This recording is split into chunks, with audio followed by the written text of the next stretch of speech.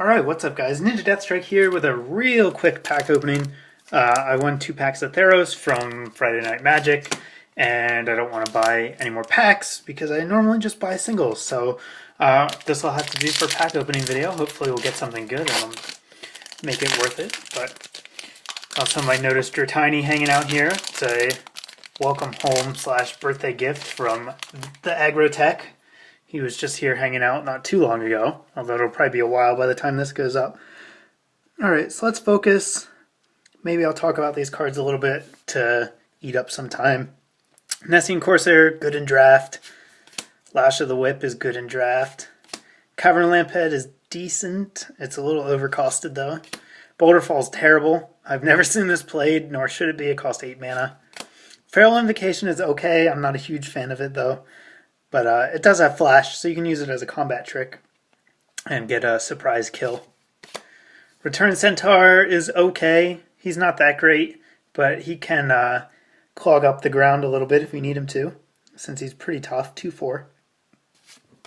Hopeful Eidolon is a lot better than I first thought.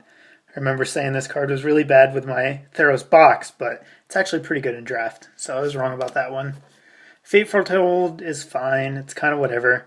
You want it in the blue-white heroic decks. Portent of Betrayal is okay. Defend the Hearth is pretty bad. Doesn't do enough.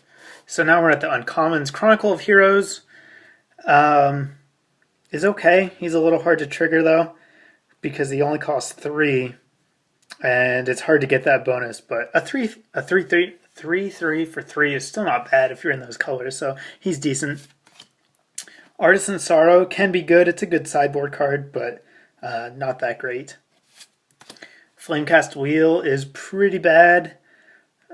All the removal's pretty bad, though, so that shouldn't be surprising to anybody. And our rare for this pack is going to be Ember Swallower. This card is very good in draft. In the red-green deck, the monstrous ability can be pretty devastating. And it's actually pretty good in constructed, too. I just did a deck tech video that features this guy, so not a bad rare at all.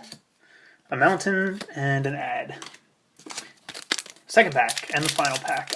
If I could get any card out of here, I probably would like to have an Ashiok. I don't have any of that guy yet. One of the few cards from this set I don't have. And I don't want to buy him because I wouldn't really use him. But if I pulled him, that'd be cool. Or, you know, any of the big money cards like a Dragon or an Elsbeth. But Sip of Hemlock is okay in the slower control-y decks for draft. Not talking really about constructed, since most of these cards are bad in constructed. Bronze Sable is it's okay if you need a 2-drop. Messenger Speed's terrible. Boon of Erebos can be okay in the right deck. It's not great though.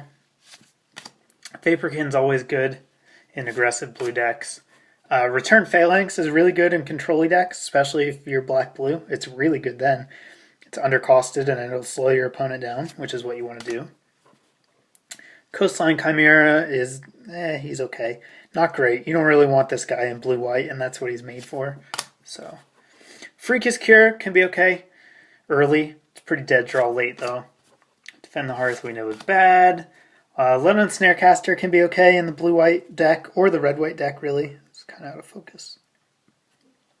I mean, he's not great, but he's a 2-mana, 2-power guy. So get into the uncommons. Kragma Warcaller is really good in the Minotaur deck, if you can make that deck work. The problem with that deck is a lot of times the pieces get scavenged by other decks. A lot of the red Minotaurs are just good in general, and so they'll get picked up. And you won't get all the Minotaurs you want. So still, he's good if you can make it happen. Dark Betrayal is a great sideboard card, and I actually saw some play in the constructed back when black was so popular.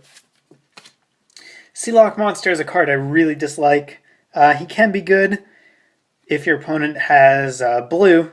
He'll be able to attack right away, but otherwise you actually have to spend 5 to cast him and then 7 to monstrous him to be able to attack, so I'm not a fan of this card. I don't think he does enough.